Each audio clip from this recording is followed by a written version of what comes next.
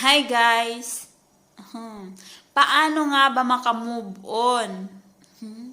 Charan! I'm Jocelyn Omnes, DH dito sa Jordan. Itong topic na to, gusto ko lang i-share yung experience ko. Hindi naman sa nagmamagaling.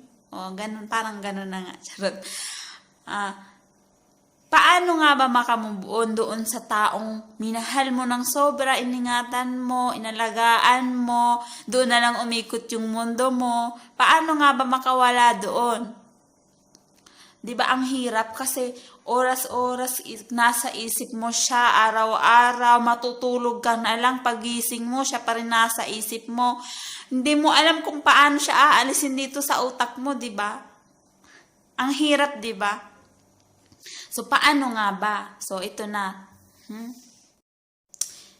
Tips number 1. Kung nagkasala siya sa'yo, patawarin mo. Patawarin mo na, i-forgive mo siya. Ipamigay. Joke lang. Joke lang. Hindi. Patawarin mo talaga siya. Yun talaga yung way na maganda. Yung patatawarin mo yung nagkasala sa'yo para ikaw patuloy ka pa rin mag-grow. Kasi pag hindi mo siya pinatawad, namumuo yung galit mo dito, di ba? So pag yung galit namuo, parang may iiba ka. Naiiba ka, guys. Alam niyo yun, yung ugali nyo. Pag yung galit kayo, di ba? Pag galit tayo, hindi natin makontrol yung sarili natin. Sinisira natin yung sarili natin, tapos ang sisisihin natin siya, pero tayo yung gumagawa nun sa sarili natin. So, pag nagmo-move on, dapat kaya natin kontrolin yung sarili natin, yung emosyon natin. Dapat alam natin yung gagawin. Di ba dapat ang nagmo-move on, dapat nagiging masaya. Hindi yung sa social media, puro ka drama, puro ka puro ka parinig, puro ka hugot. So, ganyan ba yung gusto mong pag-move on? Yung ganon, yung hindi ka nagiging masaya. Yung sarili mo, sinisira mo. Hindi yun pag-move on. Pagwasak yun ng sarili mo. So, pag nawasak yung sarili mo, siya ang sisisihin mo. Kasi, nandahil sa kanya, diba? Pero, ikaw yung gumagawa. Hindi siya. Gusto mo lang may sisihin, diba? Gusto mo talagang makamove on, dapat, hindi mo na binabalik-balikan yung nakaraan nyo. Diba kaya nga move on? Kasi nga, umuusad ka, nagiging masaya ka. Pero binabalik-balikan mo yung nakaraan nyo, nagiging negative ka, negative yung iniisip mo. So kung negative yung iniisip mo, negative din yung gagawin mo. Pag negative yung gagawin mo, negative yung kalalabasan ng ginagawa mo sa sarili mo. 'Di ba? Kung ikaw dapat nagmo-move on, dapat masaya ka. Masaya ka dito. Hindi dito. Hindi kasi yung nakikita diyan sa ngiti, sa kilos. Pag dito mo ginawa, galing dito, magiging masaya ka, makikita sa mata yun. Promise. Tsaka pag nagmo-move on, huwag ka munang magmamahal ng iba. Kasi niluloko mo lang yung sarili mo, niluloko mo lang yung ibang tao. Kasi ako dati, nagmahal na ako ng iba. Ibang lahi. Siguro kakabreak pa lang namin 2 months or 3 months, gano'n. Nag-boyfriend na ako. Para makalimutan ko kaagad yun, gano'n. Pero mali. Lalo mo lang yung niluloko yung sarili mo. Dapat, alam mo sa sarili mo na handa ka ng magmahal ng bago. Handa ka na masaktan uli. So, ang gawin mo ngayon, mahalin mo muna yung sarili mo. I-enjoy mo kung anong buhay ang meron ka. Hindi kasi masama yung pagiging single. Hindi nakakamatay yung pagiging single. Kaya huwag kang magiging desperada. Ang iniisip kasi natin, ang breakup, worst. 'Di ba? puro negative na yung naiisip natin pag ang salitang break up. Ano kaya kung baliktarin natin, isipin natin na ang break up ginawa para maging maganda yung buhay nyo parehas. Para mag-grow kayo, parang mag-matured kayo.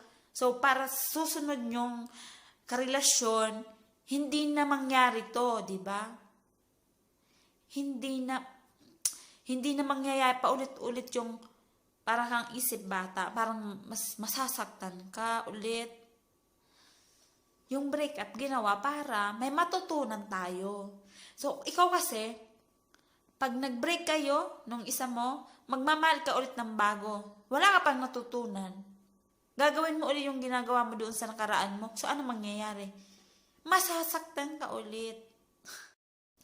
Ako kasi guys, galing ako sa long-term relationship. 3 years and a half. Mahaba na yun para sa akin. Sobrang hirap. Sobrang sakit.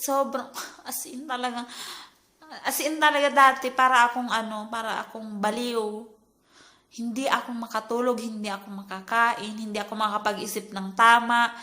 Siguro sa isang araw ang post ko sa social media, 50 ang post ko. Sabi ng kapatid ko, tama na, utang na loob. Huwag ka nang mag-post.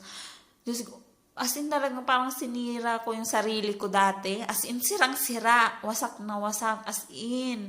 Ang hirap. Diyos ko, nai-imagine ko dati yung tsura ko. Pero, Diyos ko po, thanks God at natauhan din ako. Kaya, so yung okay na ako, nung nakamove on na ako, tumaas na yung self-confident ko, nag-vlog na ako. Gumawa na ako ng mga video ng TikTok, yung ganun. Gumawa na ako ng mas okay sa akin, parang yung mas masaya ako doon. Alam ko kasi sa sarili ko na mas masaya ako doon. Kasi okay na rin kami ng ex ko, magkaibigan ulit kami. Tsaka sabi ko sa kanya na kung saan ka masaya, mas masaya na din ako para sa'yo. Sana, ganun ka din sa akin. Be matured na tayo. Ganun yung sabi ko sa kanya. So, ganun din siya para sa akin. Masaya din siya para sa akin. Ganun lang yun. Okay na kami. Kaya, ang sarap dito. Ang sarap sa pakiramdam, promise. Pag yung forgiveness, di ba? Yung ipinimigay mo siya, joke.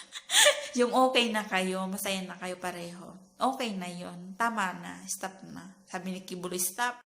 Kaya kung nag-break kayo nung taong mahal na mahal mo, isipin mo na lang na yun yung mas maganda para sa inyong dalawa. Huwag mo na yung isipin yung kabitiran. Masama yun, promise. Naging kanyan din ako, Diyos ko po. Sana wag na maulit yun. Tapos, wag mong sisirain yung sarili mo, lalo na sa social media. Magsusot ka ng sleeveless, tapos ipopost mo sa social media, ito na yung sinayang mo, maglaway ka. Diyos ko po, wag mong gagawin yun, promise. Kasi, marami kang friends sa social media na mga lalaki. So, yung mga lalaki, syempre ma-attract sa'yo. Lalo na yung mga manyak. Huwag mo gagawin yun. Kasi, magiging cheap ka lang. Ano ba yan? Cheap? Cheap. Yun na yun. Dapat, pag nag-move on, willing ka na mag-move on. Move on talaga. Moving forward. Yung tutulungan mo yung sarili mo para maka-move on. Kasi kahit sino ang mag-advise sa'yo, kahit sino pa yan. Ako, wala kang papakinggan yan, kundi yung sarili mo lang. So, dapat alam mo sa sarili mo na nag-move on ka. Alam mo sa sarili mo na okay ka na. Okay. Hindi yung feeling kang okay, pero hindi ka naman talaga okay.